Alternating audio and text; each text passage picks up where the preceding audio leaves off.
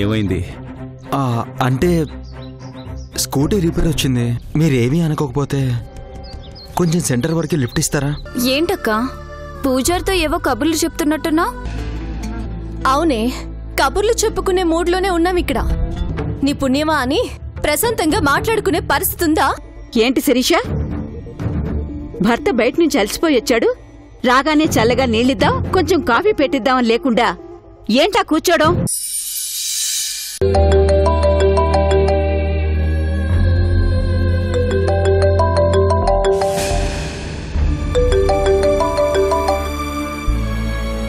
Hello hello, phone చేసి మాట్లాడరేంటి? అదే మీ మాటలు విందామని.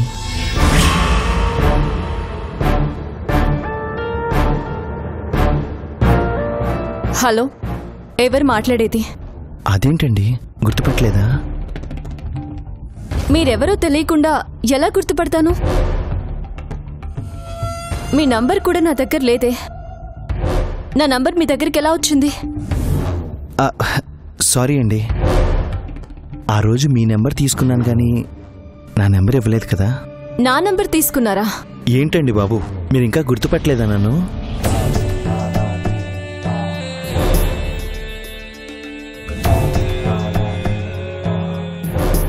ఎవరండి? గుర్తు రావడం లేదు. నేనండి, పార్థుని. పార్థు అంటే? మీరు నన్ను మరీ ఇబ్బంది పెడుతున్నారండి. నేనండి, మొన్న పెళ్లి చూపులకు వచ్చాను కదా, పెళ్లి కొడుకుని.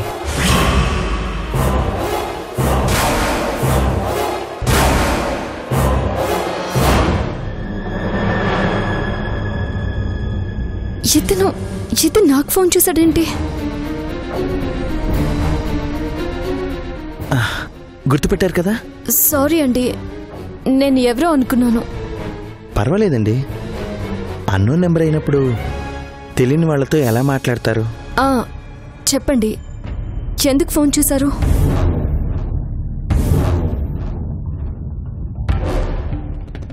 ఏం లేదండి, మీతో మాట్లాడాలనిపించింది. పర్వాలేదు కదా? నాతో ఏం మాట్లాడతాడు? మీరు మాట్లాడాలనుకుంటుంది నాతోటేనా? మీతో మాట్లాడాలనే కదా మీ దగ్గర నెంబర్ తీసుకున్నాను. 9948812327. అది దాని నంబర్ ఇవ్వకుండా నా నంబర్ ఇచ్చింది రాక్షసి. చెప్పండి. ఎలా ఉన్నారు? బాగున్నామండి. భోజనం అయిందా? అయిపోయింది. నేను ఇప్పుడే భోంచేశాను. అవునా? మీ ఇంట్లో వాళ్ళందరూ బాగున్నారండి? బాగున్నారండి. ఓకే, మీ అన్నయ్య మీ అమ్మగారు వాళ్ళు? అందరూ బాగున్నారు. ఓకే. పెళ్లి చూపులకు వచ్చినప్పుడు మీతో మాట్లాడాలనుకున్నాను కానీ కుదరలేదు. దేని గురించి? దేని గురించి అంటే? పర్లేదు చెప్పండి. మామూలుగా అక్కడి నుంచి బయలుదేరే ముందు మీతో మాట్లాడడానికి సపరేట్గా కనీసం టైం ఇస్తారనుకున్నాను. బట్ ఆ హడావిడిలో ఎందుకో కుదరలేదు. ముహూర్తాలు కూడా పెట్టేశారు. ఇక్కడ మా అమ్మ అయితే పెళ్లికి ఏర్పాట్లన్నీ చేసేస్తోంది. ఇక్కడ మా అన్నయ్య కూడా అన్ని ఏర్పాట్లు చాలా ఘనంగా చేస్తున్నారండి. అవునా? అదే ఏర్పాట్లు అయితే జరిగిపోతున్నాయి కానీ మీకు నేను నచ్చానా? అంటే నాకు చెప్పండి. పెద్దవాళ్ళు ఒకరికొకరు నచ్చామనుకున్నారు. వాళ్ళు నన్ను అడిగేసరికి నేను కాదనకుండా ఒప్పేసుకున్నాను.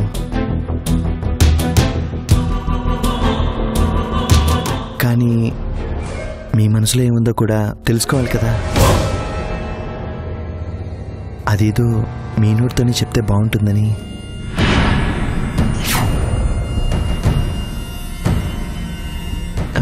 చెప్పండి.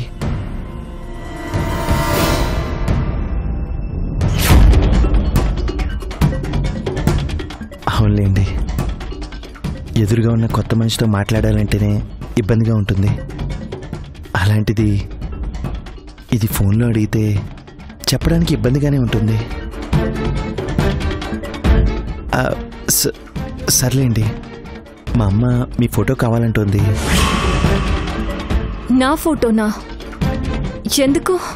అంటే పెళ్లి కార్డ్స్లో పెళ్లి కూతురు ఫోటో వేయాలి కదా, మరి మీ ఫోటో లేకుంటే ఎలా? నా ఫోటో అంటే మా అమ్మ గురించి మీకు తెలియదులేండి. ఆమె ఏమనుకుంటే అది జరగాలి, లేదంటే చిన్న విషయానికి సీరియస్ అవుతుంది. కావాలంటే పెళ్ళే ఆప్ చేస్తుంది.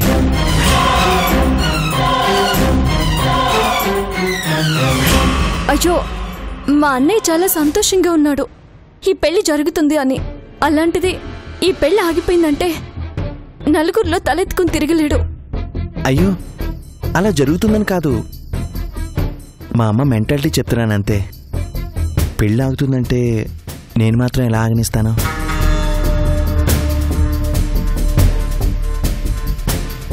మనం ఇలా ఫోన్లో మాట్లాడుకోవడం కంటే నేరుగా కలిసి మాట్లాడుకుంటే బాగుంటుందేమో.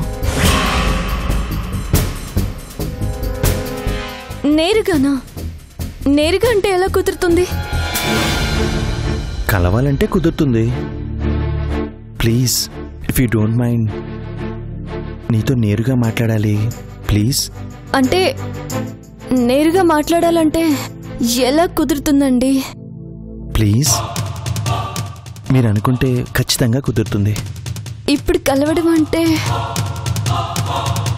సరే, కలవడానికి ఏర్పాటు చేస్తాను. ఏర్పాటు చేయడం ఏంటండి? అదే అదే కలవడానికి ట్రై చేస్తాను అంటున్నాను. మీ ఊరు వచ్చేటప్పుడు ఎంట్రన్స్లో ఏదో గుడి ఉంది కదా, అక్కడ కలుద్దామా? కలుద్దామంటే మాట ఇవ్వలేను కానీ అక్కడ కలిసి మాట్లాడడానికి ట్రై చేస్తాను. ట్రై చేయడం కాదండి, ప్లీజ్ ఎలాగైనా కలుద్దాం చూడండి. అంటే కలవాలంటే అన్నయ్యకి చెప్పాలి, అమ్మకి చెప్పాలి, చెల్లెల్ని ఒప్పించాలి. వాళ్ళకి చెప్పకుండా చేస్తే ప్రాబ్లం కదా.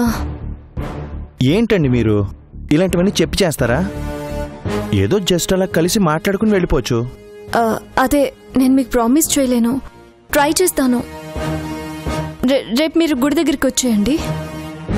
ఎస్, థ్యాంక్స్ అండి. రేపు గుళ్ళో కలవడం కోసం వెయిట్ చేస్తూ ఉంటాను. నేను కూడా కలపడానికి మ్యాక్సిమం ట్రై చేస్తాను. అదేంటి మీరు కలపడానికి అంటున్నారు? మనమే కదా కలుస్తాం. అంటే అదేలేండి, దాని గురించి చెప్తున్నాను. నేను తప్పకుండా ట్రై చేస్తాను. ట్రై చేయడం కాదండి, మీరు తప్పకుండా రావాలి. రేపు 10 గంటలకి గుళ్ళో కలుస్తున్నాం. మీకోసం వెయిట్ చేస్తూ ఉంటాను. బాయ్.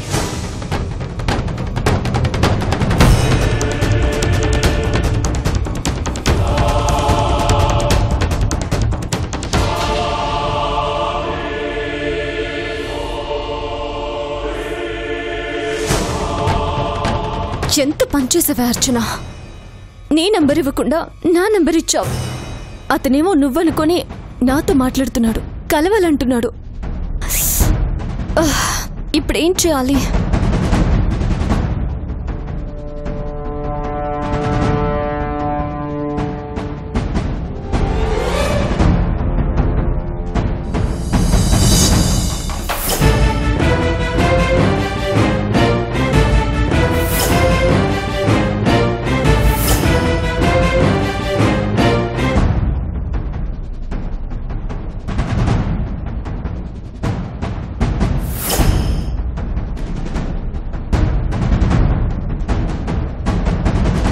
ఏంటిది ఇలా చేసింది?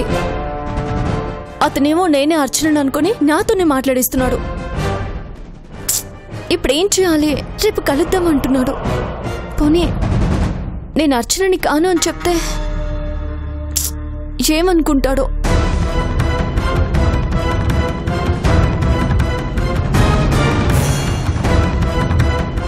వదినా,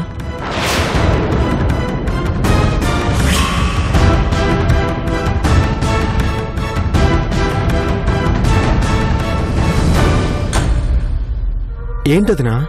అంత టెన్షన్గా ఉన్నారా? పిలిస్తే కూడా అలా ఉలిక్కి పడుతున్నారేంటి? ఆహా, ఏం లేదు. ఇదొకటుందిగా, మామూలు పనులు చేయదుగా. ఎవరు? ఇంకెవరు? అర్చన. ఏం చేసింది వదినా? ఏం చేసిందా? ఏమనుకుంటుందో, చిన్నపిల్లల ఆట అనుకుంటుందో ఏమో. ఏమైంది వదినా? ఆ అబ్బాయి ఉన్నాడు కదా, పార్దు. పార్దు ఫోన్ చేశాడు. పార్దు? పార్దు ఎవరు? ఎవరేంటి, దాన్ని చేసుకుపోయేవాడు. మొన్నొచ్చి సంబంధం చూసిపోయారు కదా.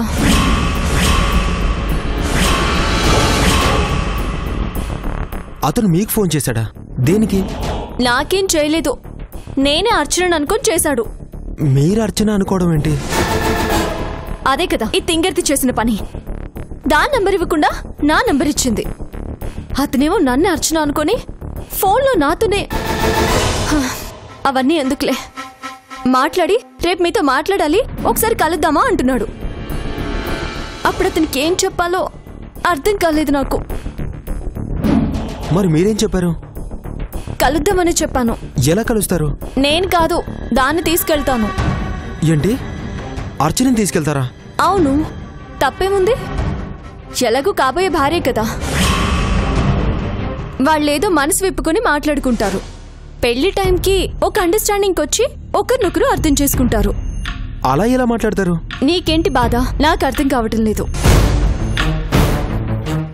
నిశ్చితార్థాలయ్యాయి, ముహూర్తాలు పెట్టుకున్నారు, పెళ్లి చేసుకోబోతున్నారు. పెళ్లి తర్వాత ఎలాగో కలుస్తారు. ఈ రోజుల్లో ఇవన్నీ మామూలే కదా. పెళ్లికి ముందు కలుస్తారు, మాట్లాడుకుంటారు.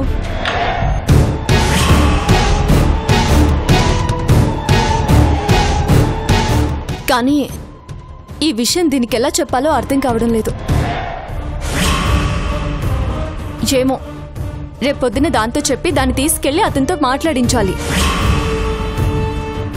ఈసారి నా నంబర్ కాకుండా దాని ఫోన్ నంబర్ ఇవ్వమని చెప్పాలి.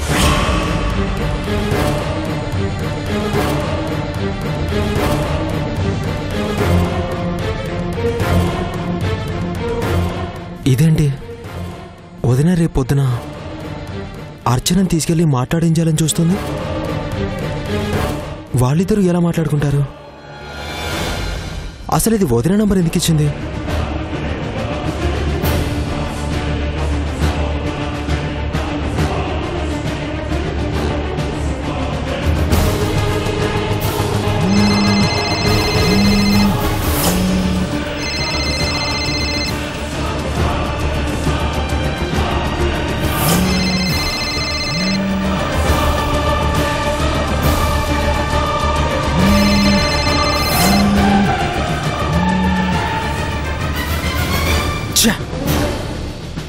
సమయానికి ఫోన్ కూడా తీదు. ఇక నన్ను టెన్షన్లో పెట్టి అక్కడ ప్రశాంతంగా నిద్రపోతున్నట్టుంది రాక్షసి. రేపొద్దున ఎలాగైనా కలిసి ఇద్దరు కలవకుండా చూడాలి.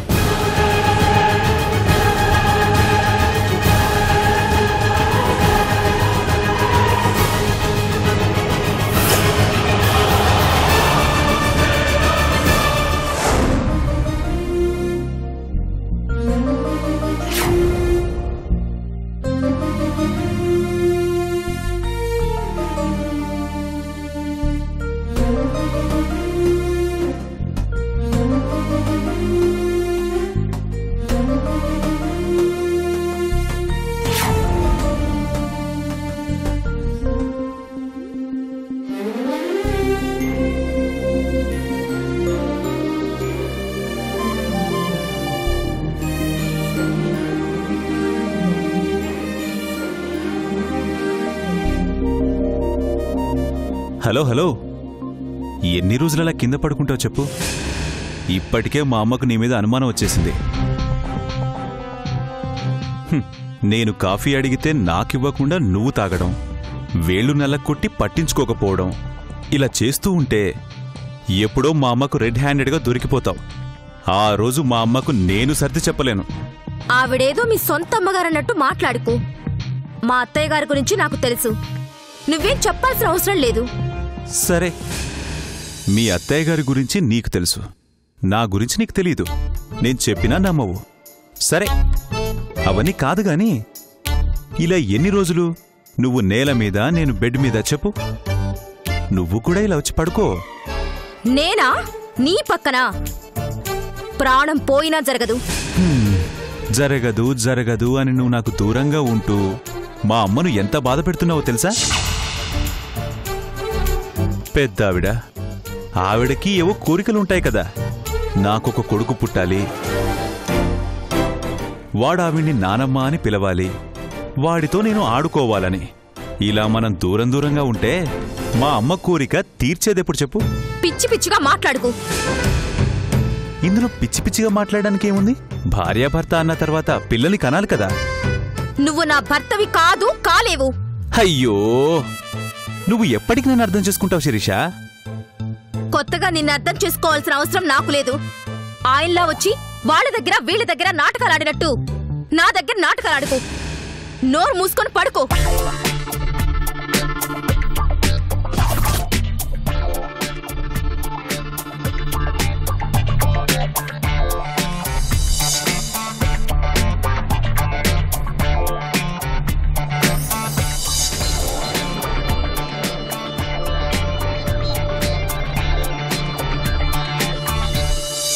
చివరికి ఇంట్లో భార్య దగ్గర విలువ లేకుండా పోయిందన్నమాట హరి పరిస్థితి. హరి పరిస్థితి కాదు, నీ పరిస్థితి. ఆయన పేరు ఎందుకు వాడతావు? ఆయన గౌరవం ఎక్కడికి పోదు. ఆయన ఉన్నా లేకున్నా ఆయన గౌరవం అలాగే ఉంటుంది. ఛా, సరే.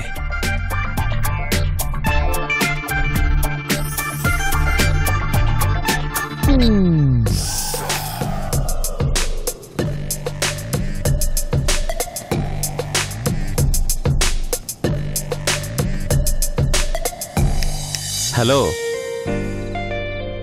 వచ్చేటప్పుడు పాలెలాగూ తీసుకురావు, కనీసం వాటర్ బాటిల్ అయినా తీసుకురావచ్చు కదా. నీకంత అవసరమైతే పోయి తెచ్చుకో. చూడ్డానికి చాలా సాఫ్ట్గా ఉంటావు గాని చాలా డేంజర్ నువ్వు.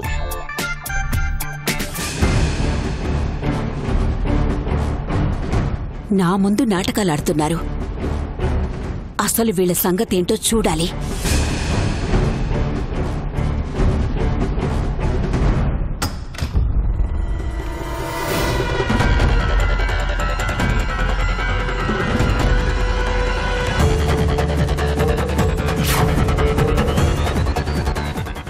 అమ్మో, అనుకున్నట్టే అమ్మకు అనుమానం వచ్చినట్టుంది. ఇప్పుడు తనని కింద చూసిందంటే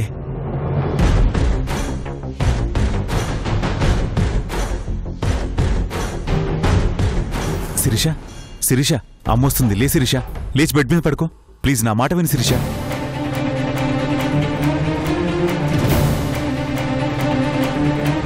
వెదవ్ వేషాలు వేయకు.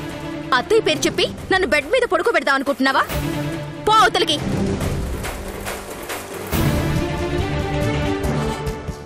లేచి బెడ్ మీద పడుకో. శిరీష, అబద్ధం కా శిరీష, నిజంగానే మా అమ్మ వస్తుంది.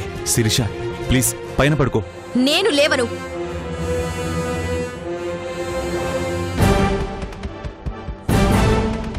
శిరీష, శిరీష, నా మాట విను ప్లీజ్.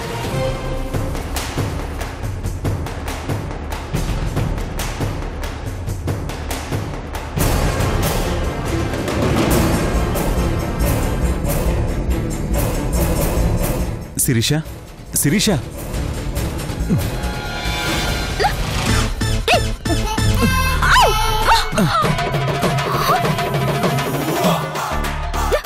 ఎంత ధైర్యం నీకు? అబ్బా,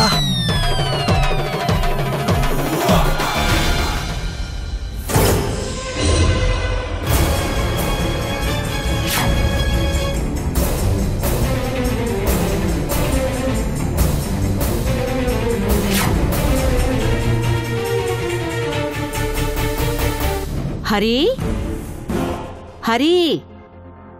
అమ్మా, ఏమ్మా? ఏం లేదులేరా, గదిలో నీళ్లు పెట్టడం మర్చిపోయాను, పెట్టిపోదామని వచ్చాను.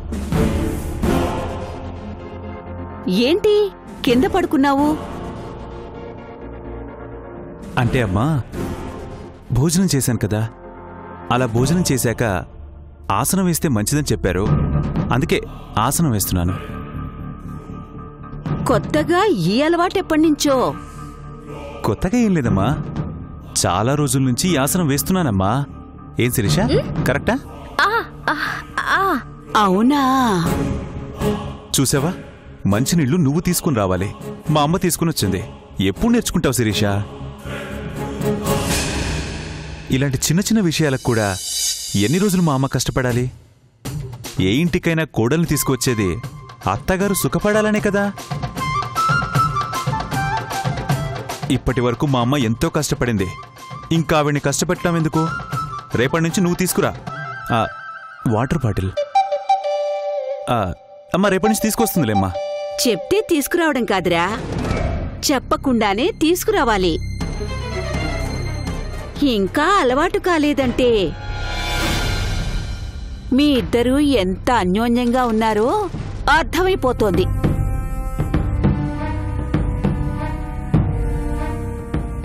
అయ్యయ్యో, అలాంటిదేం లేదమ్మా.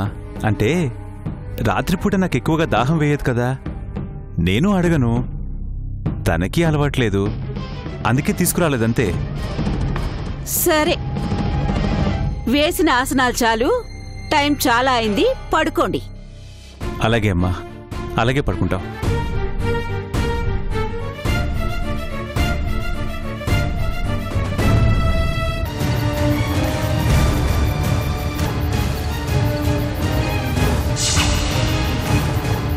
రేయ్, ఎవర్రా అది? ఆగో! ఎవరంటే మాట్లాడవే, రాయిటో.